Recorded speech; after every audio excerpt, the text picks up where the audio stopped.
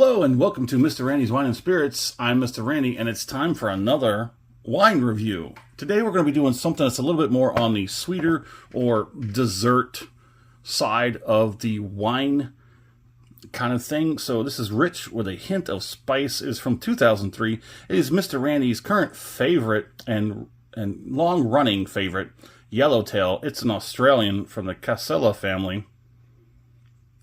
These they're not just a vineyard. They're not just a distiller or anything like that. They're actually like a whole thing. They do like all of it. So there's more information of that. We'll have everything out on the full review. I'm looking for, there it is, 13.5. It contains sulfates. The government always likes to put itself in there. Product of Australia, Eastern Australia to be more precise. There's your little QR code. Let's go ahead and I'm going to give this a little tip. Quite a few tips, actually. And then we're going to crack it.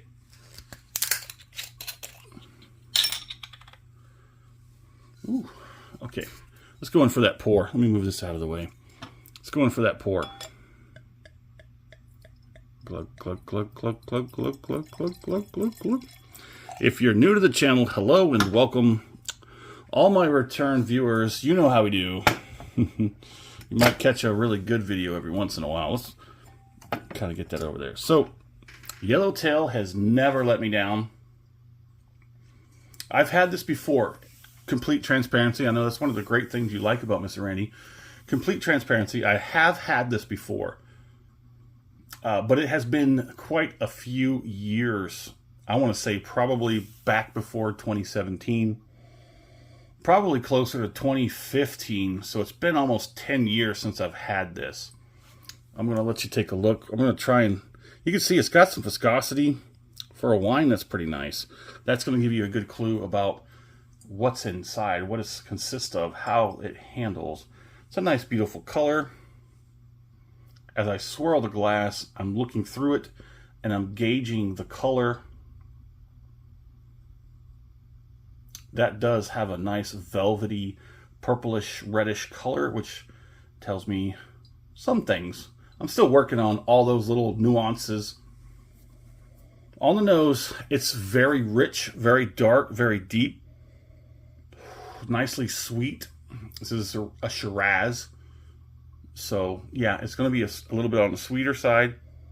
It's been a while, and I don't really recall, other than that being a sweet wine, any other characteristics. This is before I've refined myself into a connoisseur of sorts. So let's go ahead and let's get it on the palate. We'll get that first palate out of the way.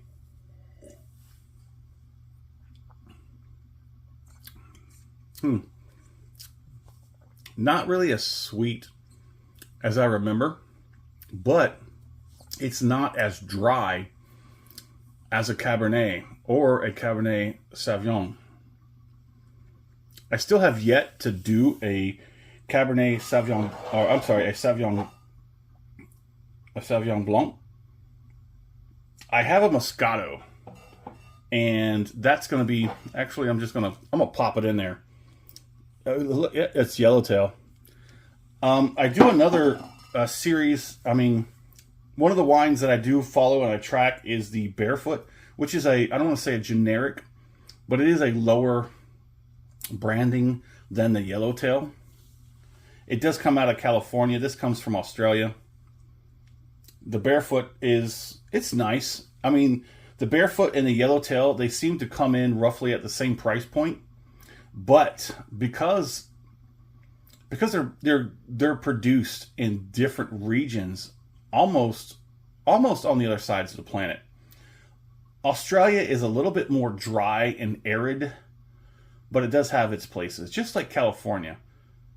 California has a lot of a real estate that stretches vertically. You know what I'm saying? Like from top to bottom. So the Southern California will be a drier.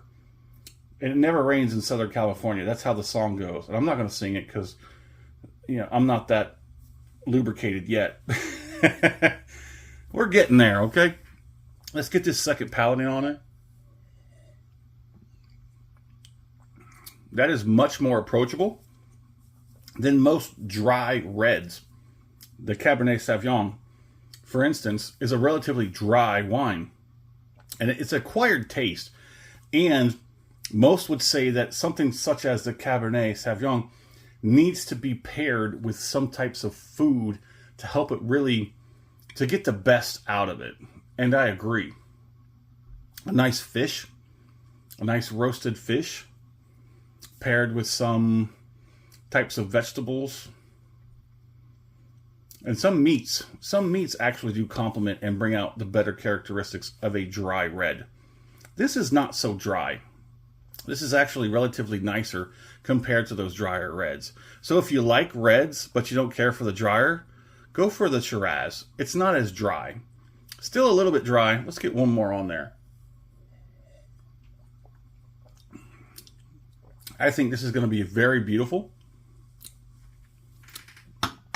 Oh, I forgot to do the rundown.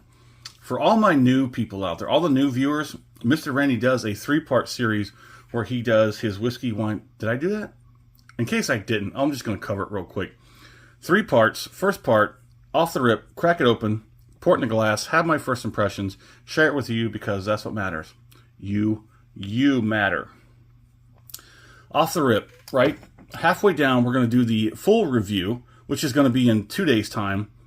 48 hours from now, we're going to do the full review, and I'm going to give it that much time to open up. Remember, wines have to be drank as soon as they're opened. You have 3 to 5 days tops to drink this before it starts going down.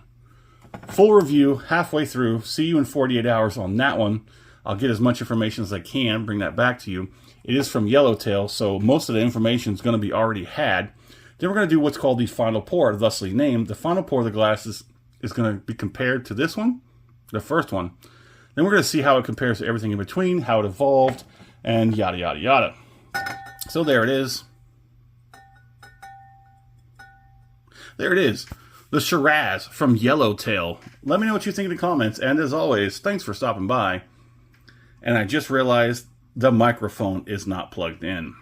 I hope the volume, the audio came out well enough, or else it's a good one. Have a good one.